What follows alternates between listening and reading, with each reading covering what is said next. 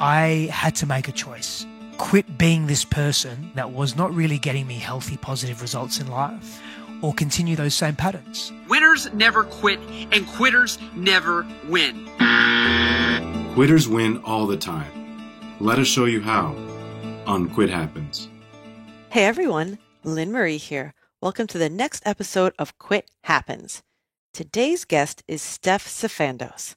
Steph facilitates transformational growth through neuro-empowerment practices, an integration of spiritual praxis and Western psychology to improve and enhance the quality of your relationships. Through his diverse, deep, and varied background, for the last 15 years, Steph has been at the forefront of innovating the global health and wellness industry, whilst being a sought-after innovator in the personal transformation, relationship, and leadership space. Now that bio sounds impressive, but just wait until you hear Steph actually share his story and his knowledge, because it's incredible. He goes so raw into his own past and his history and who he was and how he came to realize that he needed a transformation and how he made that transformation so fully and embodies that change that he helps people with today.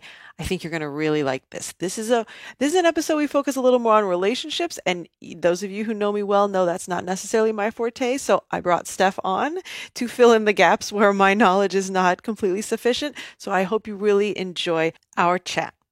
Now, before we get to Steph, if you would like to learn more about strategic quitting, you can find me at Quitting by Design on Facebook and Instagram, Quit Happens on Twitter, or you can check out my website, quittingbydesign.com, where you can pick up a copy of my book, which is conveniently called Quitting by Design.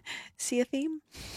On my site, you'll also find the link to my online course called Make Quit Happen. It's a 6-week course that walks you through the strategic quitting process step by step, and there are multiple live calls with me to discuss any questions you may have. And if one-on-one coaching is more your thing, I'd be happy to work with you privately on your unique quit. Just click the coaching tab on my website and we'll set up a chat. Also, if you'd like to be part of the Facebook group for the few, the proud, the quitters, then head over to Quitopia, the humble home for all things strategic quitting. I do extra Facebook Lives there and we can support each other through our quits. And one last thing, if you enjoy what you hear on the podcast, I'd really appreciate you leaving a rating and a review. It helps other people who may be starting their own quitting journey to find this show. Now, without further ado, thanks so much for joining us, Steph. Thank you for having me here. I like to start with how I know the guest, and Steph and I were introduced by Skip Kelly, who was a former podcast guest. Yes, and lovely human being all around. Yes, solid human being. We both met him at A-Fest. Oh, you met him which year? 17. Okay, Yes. In Jamaica? In Jamaica. Oh, very cool, very cool. Yeah. My audience is very familiar with whatever A-Fest is, because very good. half of the guests have been A-Festers at Very some good. point. So Steph is a relationship alchemist. He specializes in one of the few things that I'm always telling you guys, okay, there are lots of things in a quit that I'm great at, parts that I still have to reach out for help in other areas. And so Steph's expertise comes in relationships, and he has, of course, his own story in relationships and in his own quits, and he's very generous to come on and share those with us. Yes. So I appreciate that. You're And if you could welcome. take us back to a transformational relationship / breakup in your life. Yeah. So a few years ago, and for me, it was a deeply transformative time because I didn't voluntarily, well, I did at some point after the fact, but at the beginning, I was forced to make a decision about, do I quit my previous behavior, my habits around who I was being, how I was behaving, how I was moving through the world, my thoughts, my models of reality, my thought paradigms, like how I viewed myself, or do I just continue being that person, not really make any changes or significant shifts in my life, and just keep being that person that I'd always been, which wasn't really getting me ahead. It wasn't really helping me grow. I felt very stagnant in my life, but I was so entrenched in these habits, I couldn't quit them, for lack of a better term. And so I just kept repeating the same cycles over and over again. And so when this relationship became unraveled, for me, it was my partner at the time, she discovered that I was unfaithful in that relationship and I wasn't really connected to myself. I was very dishonest and I had to make a choice, either quit being this person that I was being that was not really getting me healthy, positive results in life, or continue those same patterns. And so I did choose voluntarily to be a very different person and move down that rabbit hole, like really explore, well, okay, what does it mean to be a different person? What does it mean to change my habits and my worldviews? What does it mean to be a different expression of a man that I have been being? And all that came with that. And so that was a very turbulent time, but simultaneously an extremely liberating time for me as well of my life. Yeah. So what were some of the signs? I'm guessing you said that the fact that there was infidelity and then the relationship broke up. What was it about that specific instance? Because I'm sure you probably had breakups in the past that didn't necessarily lead to the same transformation. What if there's something you can pinpoint about that time that led you to realize I really do need to make a change? I had to quit being ignorant. And I had to quit being hyper selfish. And so what really allowed me to change, that I was able to make the decision to change, was seeing and witnessing the pain in, at that time, my significant other and what I was causing her, the pain that my actions had caused her. And so I really internalized that and began to look at my life as a whole. And just ask myself, is this the person that I want to be? Like, is this really the level of dishonesty? I was going to say honesty, but dishonesty really essentially is what it was that I want to carry in my own internal world and in the world that I occupy, especially in intimate relationship. And what were you doing? Because now you're a relationship specialist, but what were you doing at the time? In terms of my work? Yes. Yeah, so I was fluctuating between, I was in the corporate world and I was in sustainability and I was also still coaching. Obviously, I've been in the coaching space. I'm not a fan of the term coach, but we'll use it anyway because it makes sense. But coaching, mentoring, etc. I've been in that space for at least 15 years, more like 18 years or so, in some iteration or expression. It's just that I wasn't really fully embodied, and so that's why I was never really satisfied. I was never really content with the service that I was giving because I knew I was out of integrity. I was just ignoring it. I was in ignorance. Wow. And so coming to terms with that was something that was deeply revealing to me as well. And I'm assuming liberating too. Massively. Yeah. And how did you start that process for yourself? You are a coach. You know the value of a coach. Did you reach out to a mentor or a coach or a men's group? Most definitely. And that was a big part of it, was humbling myself enough to know. And I had seen psychologists and counselors and had mentors from a very young age, not because I thought something was wrong with me. At times it was when I was coming from a place of desperation and pain and sadness, and other times it was because I wanted to up-level myself. So I was familiar with that process, but I'd really lost connection, like I'd lost more connection to myself over the years, and was really arrogant and egotistical to think that, no, I can do it on my own. And that was a product of my own individual thought process and society's collective impression of individuation and men having to sort of be individuals in life, having to do it on their own, having to learn on their own terms. And when I began to shift and humble myself enough to say, I really need some help here because I can't see the space that is taking over who I am and allowing me to express in this particular way. I can't take ownership of that. I can't see it. I need someone to shine a light on that dark spot because I just couldn't see it. And so I had to quit arrogance. I had to quit ego. Like I really had to let a lot of that go and step into a greater sense of self and in humility as well and say, hey, I really need help because I fucked up a lot. And at that time I was using that terminology, like I was very judgmental on myself still. And I made a lot of mistakes. I've hurt a lot of people, and I went really extreme into the ownership side of things, to my detriment. And it wasn't until I really moved through that I was able to say, I simply took some actions that weren't conducive to my health and the health of others, and it's not the person I want to be anymore. It just really isn't. And so, how do I be different? How do I move through the world differently? Well, that's a more quality question as opposed to I'm not good enough, I haven't done great enough, I need to be punished for that, because that doesn't help me and it doesn't help anybody. Yeah.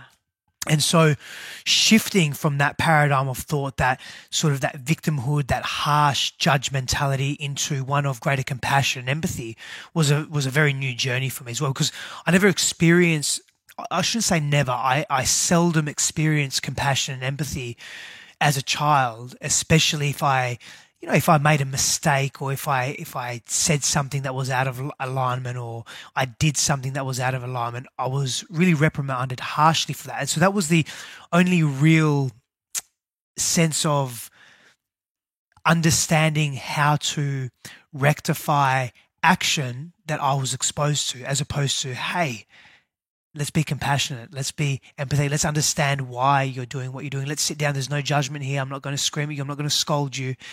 And so it was really making a massive transition in terms of how I spoke to myself and treated myself. That's really powerful, because I was speaking in an interview yesterday with Drew Manning, and we were talking about the Mormon Church putting a lot of shame on people if they've done wrong. But it doesn't have to be a church. There are definitely family systems that are set up like that. Massively, especially in my culture and my ethnicity as well, being of Mediterranean European descent. It's just so harsh, and screaming and aggression, verbal aggression, emotional aggression. It's really the norm for most cases. And so I grew up thinking that is normal. That's so you're talking about letting go and releasing and surrendering to and quitting. So shame and guilt was a massive part of that, because that unconsciously drove a lot of my overt actions in the world and the way I treated other people as well, the way I showed up to relationship.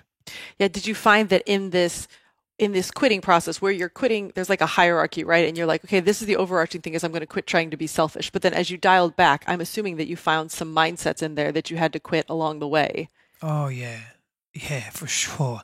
Mindsets around a man's role and a woman's role in relationship. That was massive. And that still really debunking that at more of a collective level, how that permeates the essence of our society as well.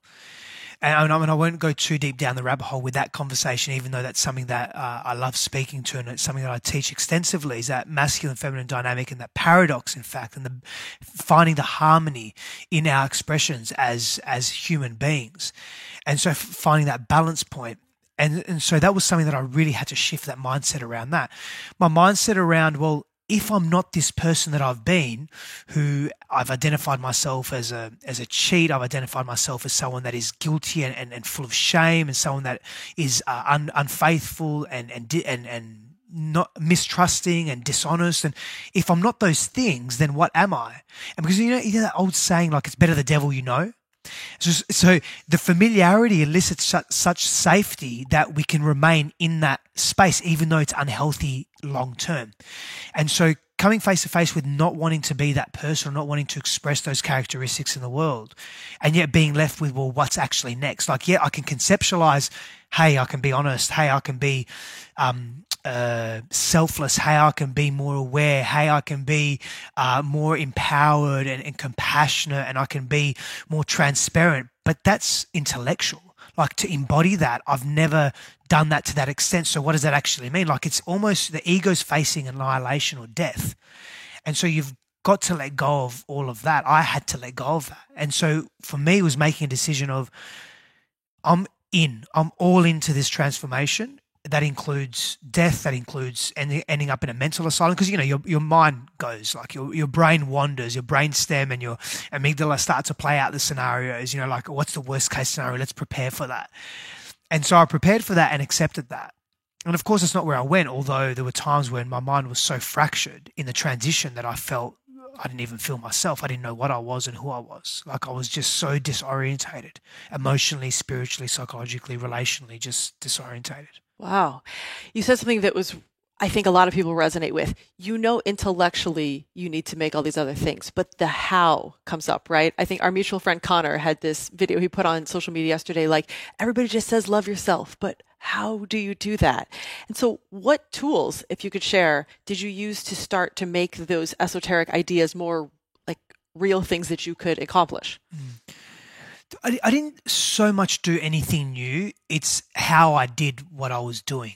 And so for me, the foundation for any transformation is intention and attention. I shared this earlier with someone I was speaking to.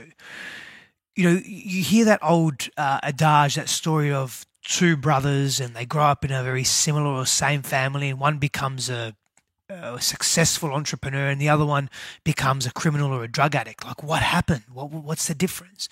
And the fundamental difference, albeit complexities and there's layers to what's actually transpired, the fundamental difference is that one person has moved with a very specific intention and has paid attention to their environment and to their actions and has adjusted and made iterations along the way in alignment with what they want. They have clarity.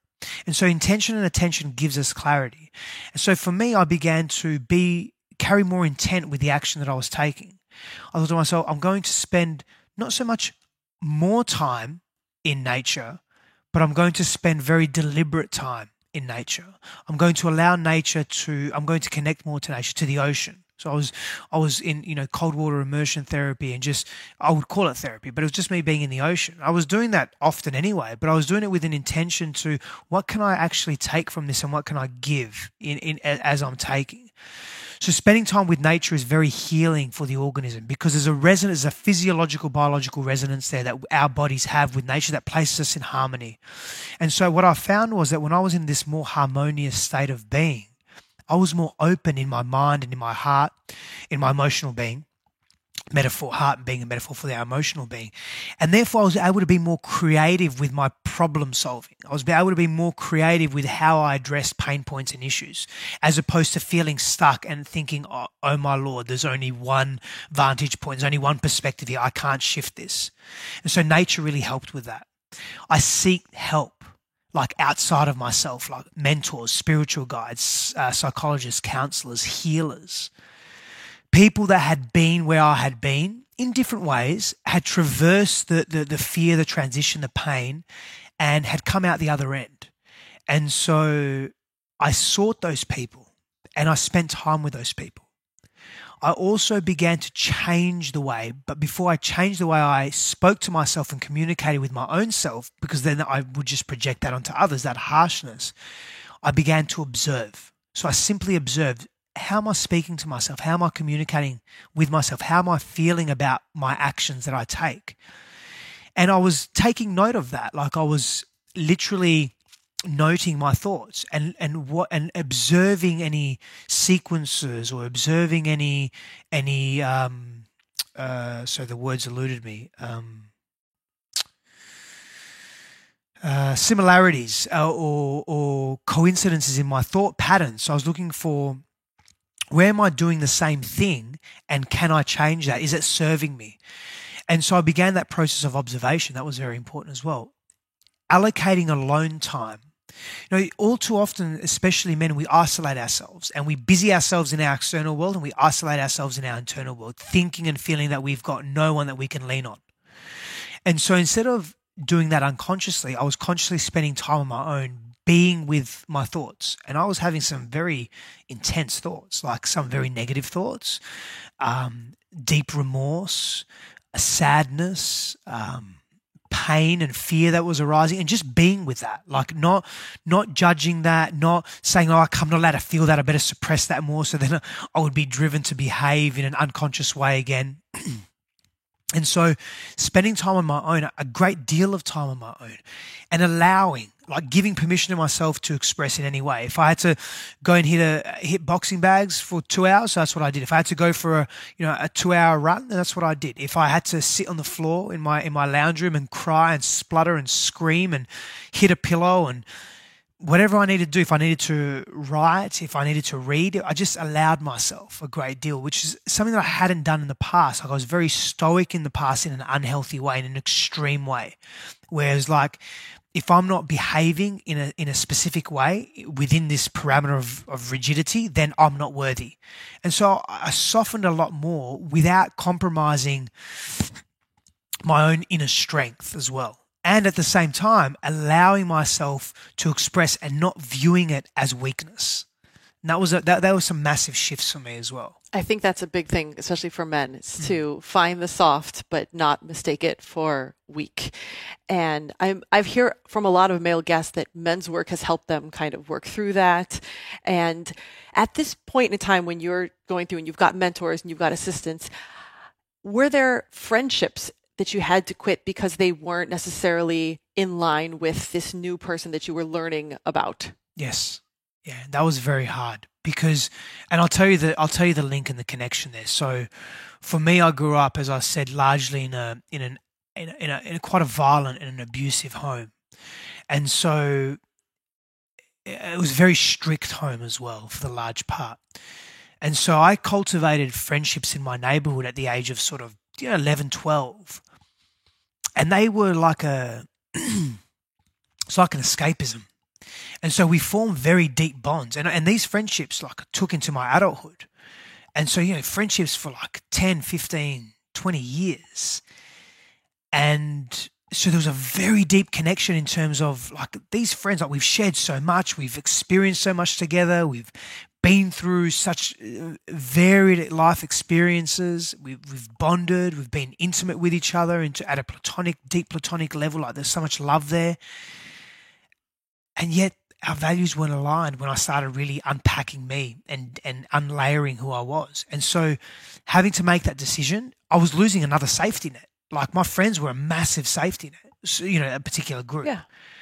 And so losing that, losing is not the right word, releasing that from my life was at that time extremely confronting. And I didn't want to do it, but parts of me knew I had to.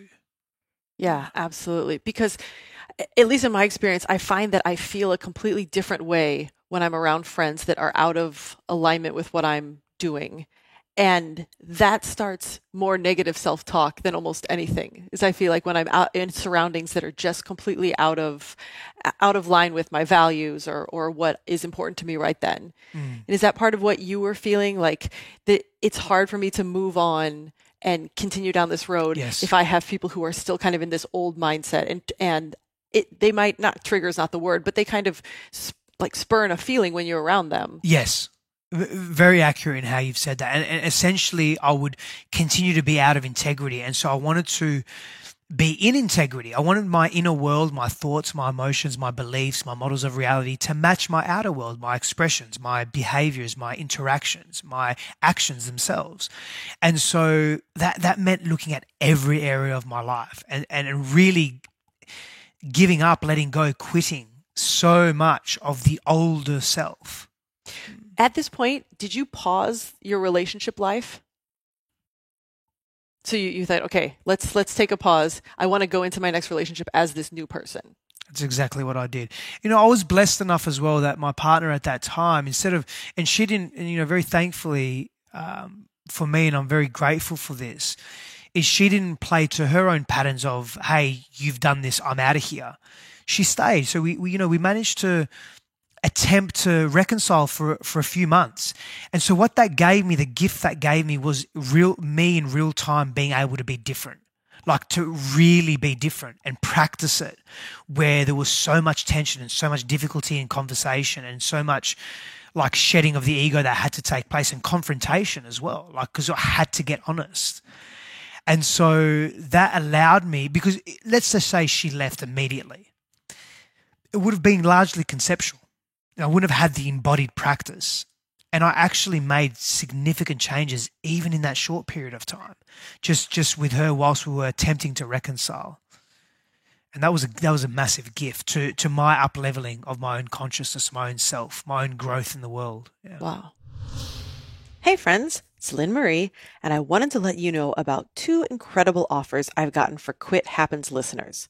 First, I'd love to have you check out the supplement that helps me stay on my mental game when doing interviews and recording podcasts and taking care of all the things involved in running my budding quitting empire, and that is Qualia by Neurohacker. I had Dr. Greg Kelly, lead formulator at Neurohacker, on the show recently, and the folks there have been so generous to give Quit Happens listeners a 15% discount on all products by using the coupon code QUIT. So go to neurohacker.com and enter code QUIT at checkout. Also, I'd love to share the tool that's been the most helpful to me in the past year in making sure I'm getting adequate sleep and taking recovery days when necessary. It's the Oura Ring, a biotracking ring that does a full sleep study on you every night and then takes a number of other biometrics into consideration in telling you whether you're good to go full blast that day or if you may need a little R&R. And Quit Happens listeners can get the Aura at $50 off. Yes, that is 50. Just go to auraring.com/partners/quit, and that's spelled OURA ring.com/partners/quit. You can check out the show notes for links to both of these offers. Okay, back to the show. So, for the listeners who may be undergoing a similar quit or a different quit, say, that would involve somebody they're in a relationship with. And it can either be, a job might somehow peripherally involve the person that you're in a relationship with, or if you need to change cities, or even if you're changing a mindset, because that might end up leading to you being a slightly different person than they signed up for originally. Can you give some thoughts in your now expertise with relationships on how to have those conversations before when you're in the preparation for a quit phase? Say it's something that is not a mindset, a little more external. Any suggestions you would give for how to communicate with a person's partner or family or friends about the change that they're going to go through so that the relationships can be preserved or not, if maybe they're not working or they're not best suited for that transition? There's three things that I would say on that. The first is connect to the fact that if you don't communicate your truth, the pain of not communicating your truth outweighs the potential pain of communicating your truth. So get really fucking real with that, because that's a very real reality. Absolutely. Number one. Number two, there needs to be a willingness. Like, we have to carry a willingness within ourselves to want to be the best version of ourselves. And that is an ideal. That is an ideal that we hold, or a belief system, that when we attune to that belief system and that model of reality, that I want to present the best version of me possible forward. And if I'm not being honest, is that the best version of me? And we can answer that truthfully, then we're more inclined to be honest. So there's got to be a willingness. And that really comes from here and viscerally our body being integrated, willing to grow, like prioritizing growth. Growth is our primary directive, and everything we do supports that. And if our actions don't support growth, then they're not healthy actions long term. And the third thing that I would say is approach any conversation or potential transition with compassion, understanding, and empathy. Because when we do, our guard is down. We're not coming to someone attacking them. Because neurologically and socially, if I came to you from my wounded self, from fear and pain, all that's going to evoke in you is fear and pain. And all you're going to do is get defensive and react, not respond, but react to my emotional vomit instead of the actual message that I'm attempting to give you. And so when we come with understanding and compassion, our tonality changes, our posturing changes, our physical posture changes, our intention changes. We begin to think about the other person. We begin to contemplate, what is it that they need? What is it that they require in order to grow from this as well? We start coming from a place of what I call selfish selflessness. And it's what's the term? It's an up-leveling from enlightened self-interest, where we're looking after our own interests and the interests of others at the same time, simultaneously. And it's not an easy thing to do. It is an ideal to strive for. And there's a number of characteristics 6 characteristics that exemplify this notion. And so when we step into this posture of selfish selflessness, we're able to be more present to what the other person needs are as well. In turn, actually giving us what we need too. And I learned to practice that, and I still do practice it. Like it's an art that is ever evolving. I really appreciate that. I was wondering, you said there are 6. Would you like to elaborate? I'll elaborate on a couple of them. Okay. Yeah, absolutely. So the first is that we're coming from a place of sustainability. And so what that means is the decisions that we're making when we're being selfishly selfless, tongue twister sometime, is coming from a place of longevity. Like, is it a short-term gratification, or is there more than that? Like, can we actually see the long-term Yeah. benefits of our actions right now? And like, really, does it carry long-term benefits? Asking that question. The second is inclusivity. Like, are we inclusive in our decision-making, or are we solely making a decision based on our needs and nobody else's? Very, very important as well. So being inclusive, and there's that selfless aspect. The inclusive means inclusive of our needs as well. Another premise or characteristic of this selfish selflessness is that we're relational beings. So understanding that we're pro-social beings, we've evolved that way. So we function at our highest, at our optimal, at our highest potential, at our peak, when we're being relational beings, collaborative, not competitive. So there's three major points of the. I love that. Yeah, of the selfish selfless model. So say somebody is in a relationship and they end up, either person ends up making a shift, or for whatever reason, the relationship no longer seems as in line with one person's greatest values and passions and purpose as with the other. And they come to the point where they're trying to make a decision. Is this something I should continue to pursue, or is it time to make a quit? And obviously this is not an easy question. Like, here's how you know whether or not you need to break up. But are there some overarching themes that you would say, okay, if you notice, I mean, granted, there's couples counseling and all these kinds of things, but say they've tried whatever method it is, and there's something deeper. Is there something you could maybe give a clue as to, okay, if this deeper thing is speaking to you in the relationship, that tells you, okay, maybe it's worth trying some more, or maybe it's worth letting go of? That's great. So I'll come back to willingness and commitment. And that can be really driven by values alignment as well. So if your core values, and I'm going to get to another point, the main point that I'm getting to in a moment. If your core values are aligned, there's more of an inclination to persevere, to continue down this path together and explore. And so the reality of all of that is, if you don't know yourself, if you don't carry what I call self-gnosis, which is embodied knowledge, wisdom, if you don't have wisdom around who you are, what your likes are, what your dislikes are, how you wish to be treated in relationship, what your ideals are in relationship, how you wish to live your life, where you wish to live, at a superficial level, what house do you want to live in, what car do you want to drive, what clothes do you like to wear, what are your tastes, what food do you like eating, what are you agreeable and not agreeable to, like what are your go-tos and what are not in terms of coping strategies when you're facing difficulty or pain or challenge. How do you argue? How do you communicate? How do you prefer to be treated? How do you want to be sexually in a relationship? Like, we don't explore these questions. And so if you don't know yourself, and of course the self is ever evolving, it's not fixed, it's ever changing.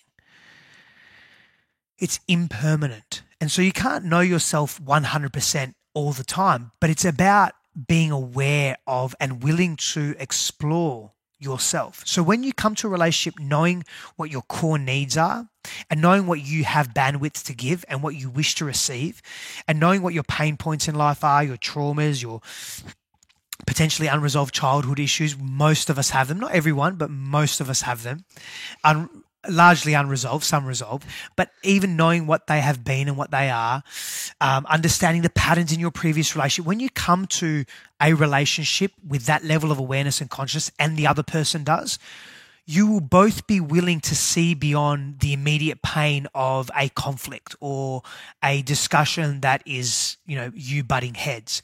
Whereas an unconscious relationship where people haven't done that deeper work on themselves, and they show up to relationship triggered, and they show up to relationship taking everything personally, there's not much hope for those relationships. I like that very much. And it got me to thinking about why in the later years, I think it's harder to find a relationship, but they seem to last a little longer, because you should know, in theory, if you've done some work, know yourself slightly better than when you were 20 and you're like, let's just date. You're cute. I'm cute. Or then you guys get together. But I realized that so many people, I'm 41, that at this point, we're just not going to waste our time on somebody whose values are completely out of alignment, because now we should, or more, but it is more likely that we do know what those values are. Yeah. I completely agree. And so the spin to that is that there's, we can see life in any way we want. We can hold any perspective we want in life. And so for me, meeting my fiancée, Christine, in later life, and the caveat to that is that we had both done very deep work on it and continue to do so. But it hit a point where we had done deep work, so we're very clear on what we both want. And coming from that place is really helpful. And sometimes the antithesis to that is that the older you are, not choosing not to be aware and remain in ignorance means that you become more entrenched in rigid habits, meaning it becomes really difficult to find someone if that's what you want to, if you want to find someone to be in intimate relationship with, or someone's, like plural, if you want to be with, that's bad grammar, but we do live in Encinitas. Well, depending on what your sexual preferences are or your relationship preferences are in terms of monogamy or non-monogamy, you will struggle to find a sustainable relationship that carries harmony and growth if you're entrenched in habits that are unhealthy and do not suit you because you've chosen not to look at the stuff that's really hindering you. And that's the simplicity of it. Like fuck, that is it. Like that's the simplicity of it. So it can work for you or against you depending on your own predisposition. And for me, that's about self-awareness. Yeah, absolutely. That's all very valuable. Steph, thank you very much for everything you've shared. Again, I always tell the listeners, there are a few things I'm not great at, finance and relationships. So I'm very, very thankful that you came on and shared all of this stuff that you have learned, because I'm guessing that your deep dive into the relationship started at this time when you had this self-exploration, right? Yeah, it did. And, the interesting thing is that I had, from a very young age, I had begun to explore, various extensions, expressions of Eastern mysticism, Western philosophy, psychology, and I had been quite intellectual or cognitive around how people interact in the mind, but I wasn't embodied because I wasn't living it. I was living a lie. Like I was living so many lies. And I can't tell you how liberating it is to not live lies anymore. Like it's just it's heaven on earth. It really is, because you're not hiding. I'm not hiding anymore. And so when I'm not hiding, I have a greater propensity to want to be me. There's less judgment. There's less pain associated around my actions. There's more openness. There's greater honesty, connection, transparency. My intimate bonds are even deeper because I'm choosing to not hide. And so making that decision a few years ago, where I chose to be embodied in the knowledge that I had and also redefine the knowledge that I had, that was a game changer for me. It's the embodiment. Like it really is that. It's the embodiment. It's the integration of knowing something and then actually living it in full. That's the power for anyone. And I've experienced that directly, and I see it in the people that I work with, the women, the men that I work with on a continual basis. And I would love to, in just a minute, have you let everybody know if they'd like to work with you, how they can find you. But I have one last question, because I asked on Instagram, did anybody have a question for you? And I'm going to misquote this question, but I know that it probably gets to the heart of one of the things you're most passionate about. Somebody asks something very kind of general, but I think I get what he meant. He said, how do you be a man?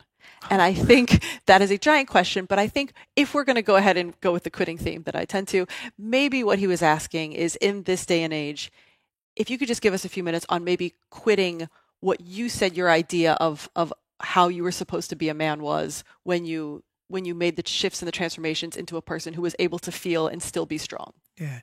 It's a great question because there's so much confusion around femininity, but more so masculinity in contemporary times.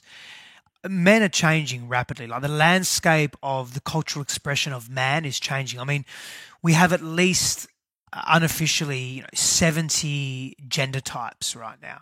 Like we've moved well beyond binary gender. The fact that there's a conversation about that, there's 70, and this isn't about wrong or right. This is about the diversity that we're experiencing as a humanity and as a society right now. And so what does it mean to be a man is a really, really challenging question. And so the way I respond to that is in a few ways. Firstly, we need to define what masculinity is for us as our own subjective expression. And for all those that hate subjective relativism or cultural relativism out there, and what that means is that every individual opinion matters and carries weight, and there are some schools of philosophical thought that despise that, and I get that. There is also a framework that we need to, or for lack of a better term, objective framework you need to abide by, and that is more vested in our biology, and I'll get to that in a moment. And so I developed a 12-principle model called the Conscious Warrior of what it means to be a man in contemporary times. And so there's 12 principles. in a circular fashion because they all feed into each other. And they're not so much characteristics, they're more what I call posturings, like how do we be in the world? So as an example, the first actual principle is ownership, responsibility, and personal power. And so what does it mean to be a man in contemporary times? Part of that is our ability to take ownership for everything that we are. Now, that's a very loaded statement. Ownership and responsibility for our past, collective and individual, and our present. And so that's looking at our socio-cultural frameworks, that's looking at our dominant social paradigms, that's looking at as who we as men individually, or how do we express, how do you express as an individual, looking at the shadow self, looking at our pains, our fears, all those challenges that we face and assimilating them into who we are today and acknowledging them, taking ownership for them, taking responsibility for them.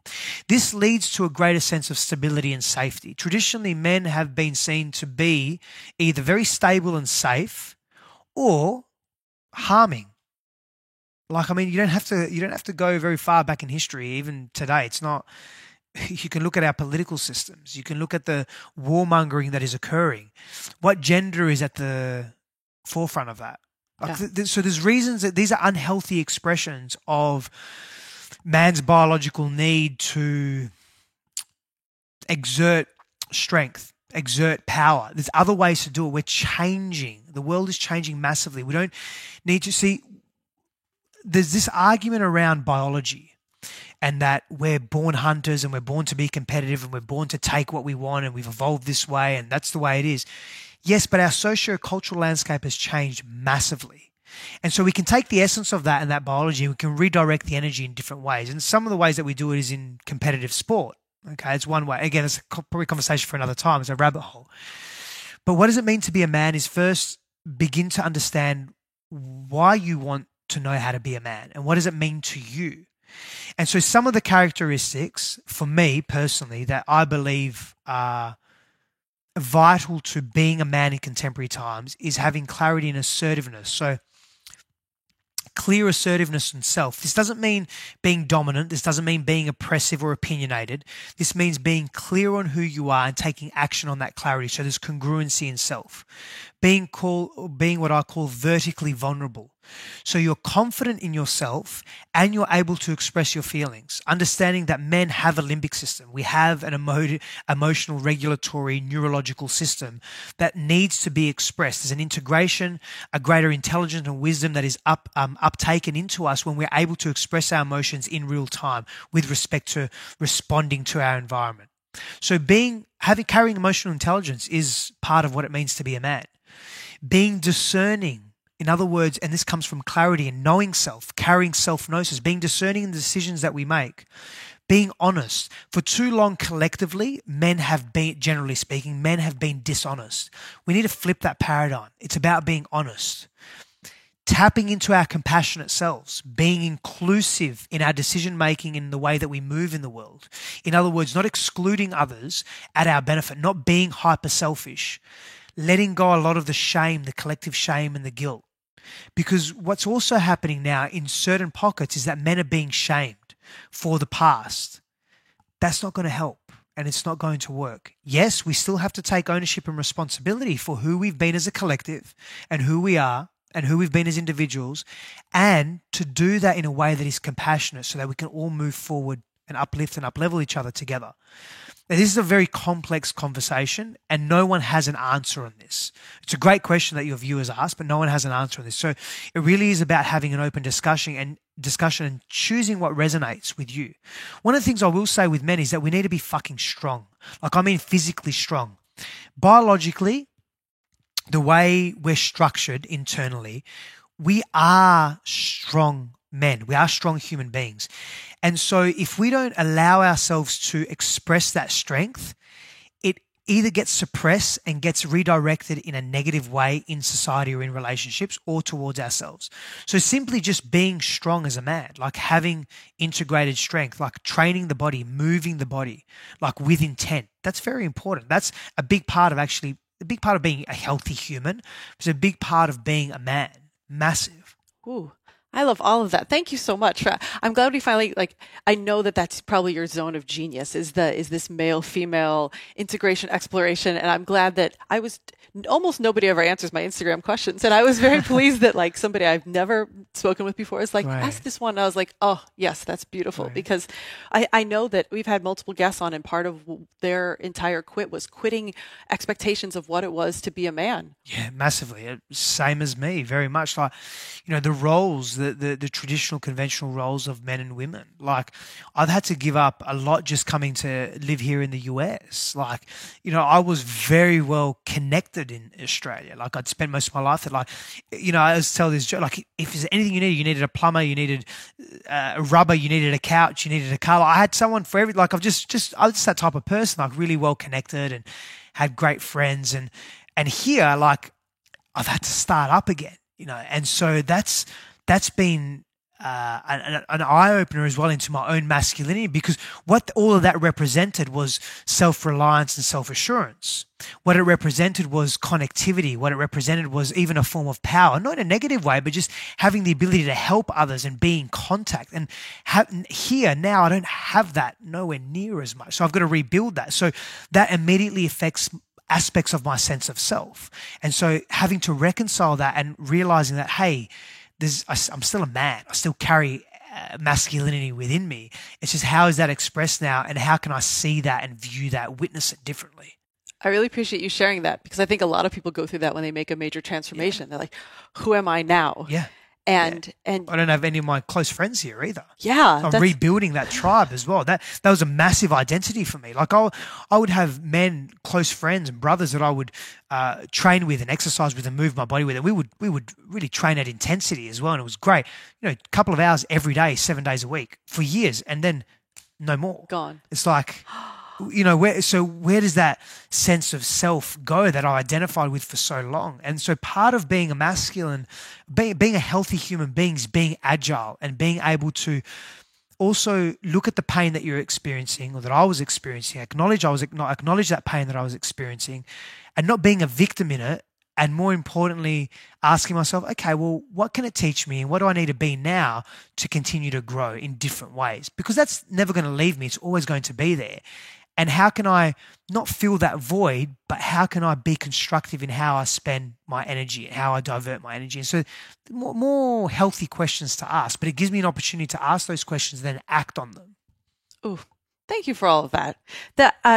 Let people know where they can find you if they would like to work more, if this lovely gentleman who asked the question or anybody else would like to work more with you on relationships, masculinity, femininity, all those things. Where can they find you? Yeah, simply my social media handle is Stefanos Sifandos, or you can go to my website, stefanossifandos.com. And we'll put that all in the show notes. Thank you again for sharing your beautiful home and all of your wisdom with us. Thank you, Maria. Really appreciate it. Thank you so much. Absolutely. For everybody else out there, until next time, happy quitting.